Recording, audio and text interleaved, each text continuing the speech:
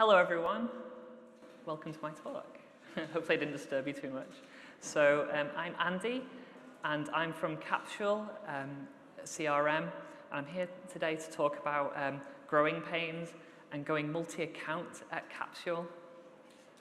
So a little bit about me. I'm Andi Empett, and I'm a DevOps enthusiast. I love computers. And I also love open source. I've lurked about in open source communities for a good few years. Not so much as I want to these days. But what I'm going to talk about is partly AWS managed services and solutions, and then an open source component as well. And I've been running production workloads at scale in AWS for a while now. So that's my creds. Just about us and the audience. So this is really directed at architects, engineers, and leadership looking to adopt AWS for the long term. So this isn't really for people who are just playing around with AWS. This is for like larger scale AWS things, and I think that's quite a lot of people in the audience here today. A lot of the concepts I'm going to be talking about are higher level AWS concepts. And I'm going to be dealing with Terraform as well, and some of the technical concepts in there. Not going too deep. We're going to be low on the code, but I'll show some snippets and things like that. Again, it's abstract and not in detail. So the aims of this talk are to share knowledge around about Control Tower and AWS Managed Services, an account factory for Terraform, which is a solution that helps you manage your multi-account. And I'd like people here today to consider, when they leave, to consider adopting a multi-account architecture, even if you're small like us, and even if you're just starting up as a startup. I think really it should be baked in as part of the de facto experience with an AWS account. And you can do it yourself as well. So a tiny bit of audience participation. Just a show of hands, please. How many people run both prod and non-prod workloads in AWS in the same account? Yeah, it's overwhelmingly cool. And how many people have multiple AWS accounts? Yeah, okay, cool. And imagine some of these are managed by various mechanisms. Hopefully people are using Control Tower and like a well-architected framework to do that already. Okay, cool. I'm going to talk about Capsule. So we're the smart, simple CRM. I'm going to talk about some numbers. So in 2009, we started on AWS. We were really early adopters. We were using EC2 Classic. I don't even think VPC was properly a thing at this time.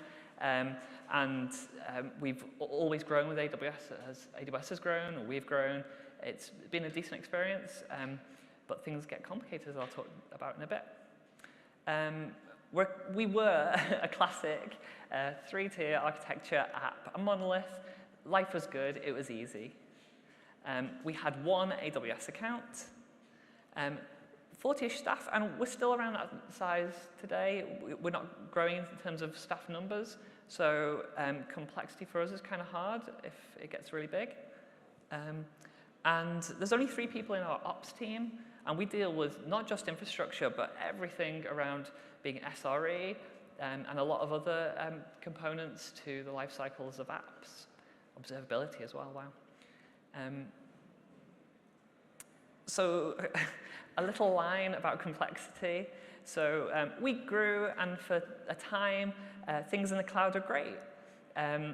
New microservices appeared outside the monolith, and that was fine too.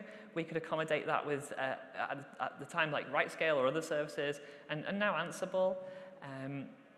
Each had their own needs. We could deal with that. We had VPC, it came into being, and we could have network isolation between apps. Fine, ace. We also had permissions isolation with IAM, and that was no problem in a simple world with a simple app. Easy. As we grew, multiple accounts and environments appeared. We lost a central management of these accounts. We didn't have any way to overarchingly manage the infrastructure in each one. Wild ClickOps appeared, our greatest foe, and I'm sure a lot of people deal with that as well. And infrastructure code was not ubiquitous for us. We were very focused around delivering apps and the developer experience, which is great. But when it came to other parts, like databases, a lot of them were stood up with ClickOps. And there was drift between some infrastructure code and some stuff we'd done by hand. It got kind of messy. IAM complexity increases. I really dislike IAM, right? It's really bad for the developer experience. In fact, I think it breaks developer experience because it's so granular, but it's so important for an organization as well. And as IAM grows and becomes more of a mess, that boundary that it creates can kind of get fuzzy. Does anyone recognize star roles in their CI/CD systems? It got even bigger. We grew. We're a startup. We grew. That's normal. We acquired a company called Transpond. They're a powerful marketing platform, and they came with their own special needs and their own special cloud, and that's cool. They had separate risks from us, completely distinct ones, and we didn't want to spoil what we had with the risks that they may bring, although we did need to support them and grow them as well. We were held to a different set of compliance standards in comparison to Transpond. So how could we rationalize that in one single AWS account? We also got SOC 2 compliance as well, if anyone's familiar with that. But the other side of this company that we acquired, did not. And we want to drive them into SOC 2. How do we do that with one single account and the way things are? We realized really quickly we couldn't have them in the same account, not because they were bad, just because of this complexity and this fear that had grown. We needed more apps, more infrastructure, and we definitely believe we couldn't manage this in one single account. Just to go into culture and ethos, as a team, we're only small, but we subscribe to Mojito Ops, as I like to call it. Other members of the team like to call it Margarita Ops or Drink of Choice Ops. And there's lots of ops that go around, you know, from DevOps and chat ops, things like this. But to us, Mojito Ops is we engineer things away to make it really easy, our lives really easy. And we're just sat there on a beach with a drink and chilling while things look after themselves and developers are happy. I mean, we can all dream, right? But that's kind of our aim and the magic place we want to be in. So when we brought this new app in, we thought about the barriers we already had in this one account, thinking about how we could use them, utilize them to help with this compliance. We have VPC, and as a team, we understand VPC really well. It's a great network boundary. We can put it in code. We can understand security groups and how these apps interact. It's very well published in our organization, what apps talk on what ports and how they interact over a network. So we were cool with that. However, again, it became really complex, and we didn't want to put that load on developers when they were developing the wrap around IAM. There's also systems, frameworks like CDK, which is really great. That genuinely helps developers try and abstract away some of the complexity in IAM, but from like a security person's point of view or a compliance point of view, because that's so abstracted, it's hard to get buy-in and understanding of that. So IAM for us in a single account gets kind of messy. We believe an account is a really great barrier. To have resources speaking between accounts, you have to be extremely explicit about it, and it doesn't get that fuzzy. So we also, some of the main requirements we had were centralized management and governance of our cloud estate, part of our compliance needs, where we need to know everything that we had and how it was being deployed and the life cycle of things. And we didn't quite have that. We had these multiple accounts, but we didn't have this central governance over all of them. We cared more about others than we did of other ones. We needed everything in code. Flexibility and devolved powers to dev, because everything was in one account, including our staging and test accounts, we prohibited developers from interacting with them. And I'm sure other people do that as well, and you start putting more and more complexity into stopping engineers working with the cloud. How about we have a separate staging account with really lax permissions where anyone can do anything in it, and that opens up things for devs. We did not want to implement this ourselves. We had a call early on with a solutions architect, and I was really big-headed and thought, yeah, I could write all this myself, just a bunch of lambdas and put it all together. And then I started to think about it, and I was actually re-implementing the solution. I never put real code to paper, but we definitely thought not implementing it ourselves was a good idea. The account is the permissions boundaries, I've said, and we wanted to follow best practice and the AWS well-architected framework at the time. So this is how we kind of started things, is with AWS Control Tower. It's a managed service. You click a few buttons while closing your eyes, and it brings together a few key services in AWS that help us manage our cloud estate. It uses Service Catalog, which has CloudFormation templates to help create things for us. It has IAM Identity Center, which simplifies access to AWS resources and other things. And has organizations, which we were already using, but tied in together with this whole workflow works really well. It sets some prescriptive initial structure up, including a security organizational unit and logging organizational unit and some best practice for us, which is great out of the box. And it also creates some things we're not going into too much detail about, but SCPs, service control policies, which are really high-level policy, which determine what your accounts can and cannot do. We've not touched any of them yet, though. Just to talk about a few of the services we liked and didn't like in Control Tower. IAM Identity Center was a godsend. It was causing us such a headache to manage our identity and access to AWS. Equally, we just couldn't, in certain cases, give people access to AWS readily in the current way, and we had no code around it. This simplifies this whole thing. It integrates with our Google identity provider, and all our permissions are now in Terraform and are really simple and straightforward. There's some really nice modules and abstractions you can use that come from the community that allow you to do your permission sets really easily. I recommend using. The services that we don't really like, but we have to use, this is a turn your brain off moment, is Service Catalog. It's a nightmarish pile of CloudFormation. This is mine and my colleague's Matt's discussion the other day around it while Matt was trying to use it, and I just told him not to look and just press buttons and be happy that it works. If you ever need to troubleshoot it, you know, I hope you're okay. So that was the Control Tower side, and that manages our governance, multi-accounts, creating them to a degree and managing them. But you know, we're DevOps engineers. We like to create things in code, and how do we manage the infrastructure in the same way across a whole cloud estate? At this time, we created 10 plus accounts, and it'd be a nightmare to manage each and every single one of them with infrastructure.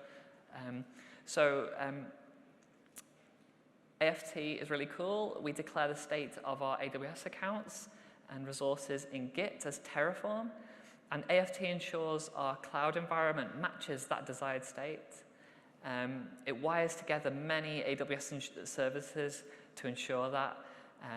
It's a very kind of typical AWS solution where we're bringing together a lot of the services that exist in AWS, Lambda, step functions, DynamoDB to get what we want. It's an open source thing. I didn't create this, but I use it daily. Just to refresh ourselves on what GitOps is, because AFT uses a GitOps approach. It's where Git is the source of truth, and it's declarative. So you can see AFT wiring these services together listens to several repos. There's the account request repo, the global customizations repo, the account customizations repo, and then another repo I've not used yet. and we can request accounts for the first one. So I'm going to speak about this one first. And using this GitOps approach, it listens to these repos and helps you apply change. With the customizations repo, there's a step function involved to let you change when you want as well. This is the structure of the account request repository. You can see here we have a bunch of Terraform and a module leverages. This is really prescriptive, everyone, so don't go off creating your own crazy structures that they just won't work. It's a really prescriptive thing you sign up for. Again, turn your brain off and just and let it work. But there's some flexibility here in what it does. Again, there's a prescriptive way to create an account, and you fill out just these variables. This is normal standard Terraform, everyday Terraform. You commit this, and an account appears like a couple of minutes later. So it's a really great way to create accounts. You can even augment this with some CI/CD or some automation. So you could have ephemeral developer accounts. As a developer is onboarded, for example, a new project. Cool, no worries, I'll create a new account. I'll close it afterwards. Accounts become a resource. It's really cool. The other repo that we use really heavily is the account customizations repo, and this is its structure. You can see again there's a Terraform directory where you put all your Terraform, your hard work that you want to do, the infrastructure you want to create. And then there's some API helpers, which are some scripts that you can kind of do anything you want in. But they're really cool to go off and talk to extra APIs or things you need to get done in the Terraform. I'm going to talk about some account customizations, do's and don'ts with AFT. Some things you could actually fall into as well. So don't use the pre and post API helper scripts. There's some Python in there to do kind of generic script runners. You could easily use them to run anything you want, and you kind of break the whole idea of AFT there. Really center it around your Terraform and getting the things you need to do your Terraform. It could be really complicated, and there'd be dragons in there, basically untestable as well properly. But it is very useful to leverage if you're finding it a struggle to get your special implementations around your Terraform, your authentication, things like that, working. Do debugging locally, so you can actually debug account customizations locally. So normally you commit a change, you run a step function, then a chain of things happens, and eventually a code pipeline fires, and your Terraform is deployed. But that feedback loop is super slow, and that pipeline is really slow as well using code build. If you have any problems, or you want to see how something kind of risky is going to work, it kind of says that it seems broken, but you can actually run this locally. You can set up a bit of Terraform config, and then authenticate against the correct the correct account you want to deploy those resources in, and then quickly just do plans and check things. It's also super important if there's big problems, like a code build runner gets killed while your Terraform is running. So you can troubleshoot that failed pipeline quickly, and you can fix state. So if state gets broke, doing that debugging is essential. I'd highly recommend doing it beforehand, because there's a bit of complication in fixing it up and creating a pattern for it, because you don't want to be fixing state at 2 in the morning. Do familiarize yourself with the moving parts of AFT. Don't just implement it and walk away. There's some lambdas in there. There's some strange things. The community is really good, and if there's any things that needs fixing, people provide fixes really quickly. However, you kind of need some understanding of what these lambdas are doing and how they're performing in order to ensure that AFT is going to work properly in the long term, or if there's any problems or bugs.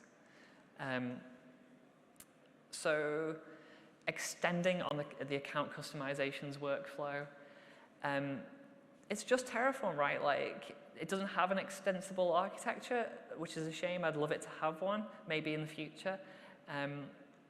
But it's just Terraform. You can create your own resources around it. You can look things up and add to this. Things are just lambdas. They're you own them. They're not a managed service that you have no interaction with. So, I encourage people to look into that if they need extra functionality. So one I'm going to quickly talk about is how to fetch your Terraform modules from remote sources like private GitHub repositories. Out of the box, AFT doesn't do this. Some of the thinking is to put all the Terraform you need within the AFT Terraform. However, and the account customization. However, that doesn't really scale, and we use Terraform modules, right? How do you get them from Git? So there's a solution online if anyone wants to go to it. There's some nice gists where people have figured this out. And on the 2 pipelines that run, you use a GitHub app, you authenticate against GitHub, you get a temporary GitHub token, you shove that in parameter store, then the second pipeline runs, it fetches that token, and then it authenticates against GitHub when it's pulling the Terraform module, and it works really, really well. And it solves a problem for us as we had quite a few Terraform modules.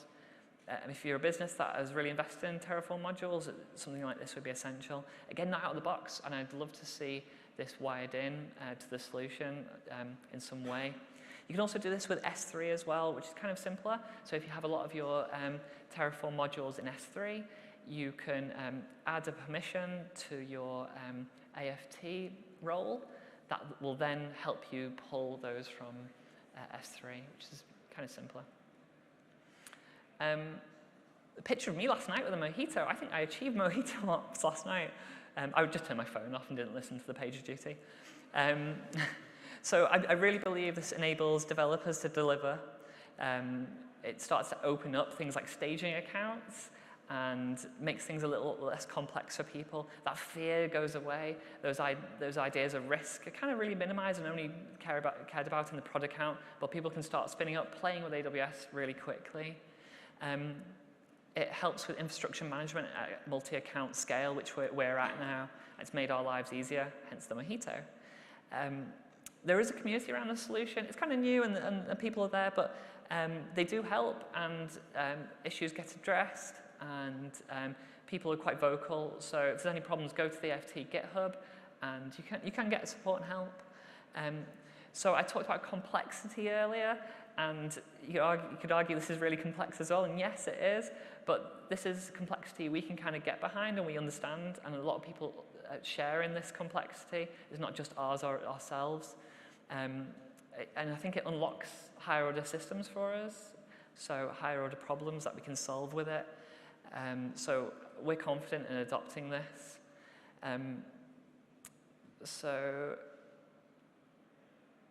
that's me. And there's some links there for the solutions and going through it and how to set it up. I'm sure you can find it yourselves. And if you want to chat in depth about AFT or any of the problems, give me a shout as well. Thank you very much.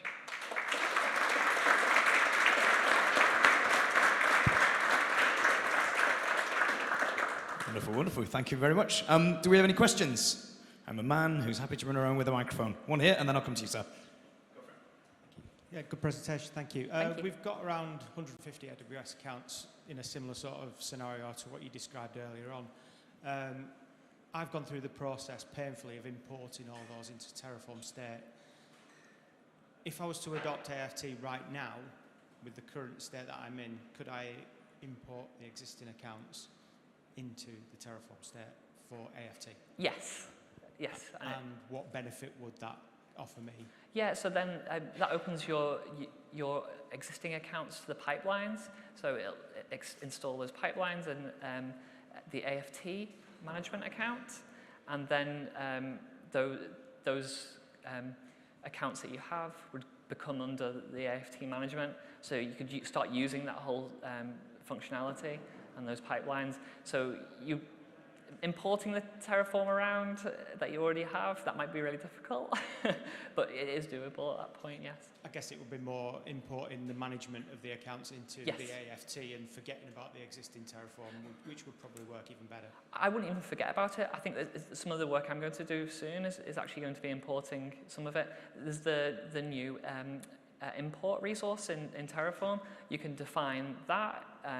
I'm simplifying it. I bet you have loads of complicated stuff, but the import resource, and that'll help you just pull it in. So you run it as a CI/CD pipeline. It pulls it in, and good to go.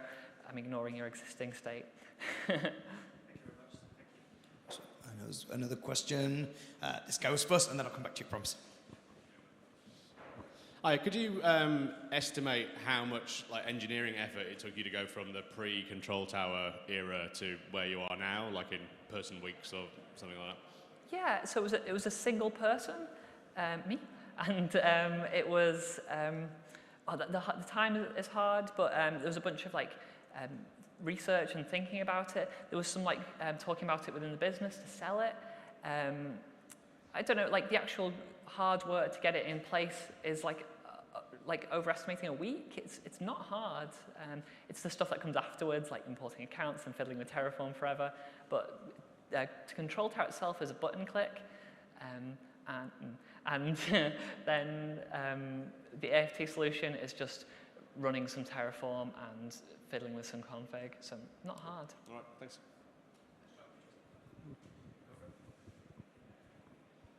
Was there a particular reason that you chose Terraform over CloudFormation? Yeah, so we actually have CloudFormation too. In a typical long-running AWS account style, we have CloudFormation, we have all sorts. But we're in a point now where engineers in our teams understand Terraform much better. We feel it's just a better interface for people. And we can all agree on it and understand it together as a framework, as a language. So that's kind of why we went down that way. And the solution looked really elegant, so we went down that way. I know there's other ways you can go the CloudFormation way or anything like that, but this appealed to us due to its simplicity and its really good docs. Yeah, go for it. Have you, looking at your files, it look like you're just using Terraform compliant JSON. Are you looking at using something like CDK-TF? Do you think that could help or improve the workability of things? I mean, no is the answer. We're very simple. My team looks after the whole cloud estate, essentially, and developers, we work with developers quite closely to build things. So yeah, I think we're not open to CDK right now. I've built loads of stuff in CDK personally, but as a team, we're just going to go for plain nice Terraform with it. Oh, yeah, sure, thank you. I think we've got time for another question over here. Making me get my step goal in.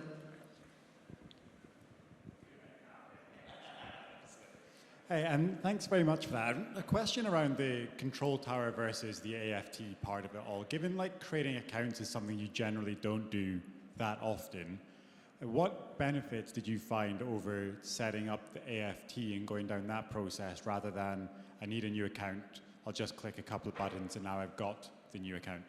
Yeah, so with the whole AFT process, it's hardwired into Control Tower for us, so it sets up that as well. I know you can do that within Control Tower, but we like the idea of everything as code for us.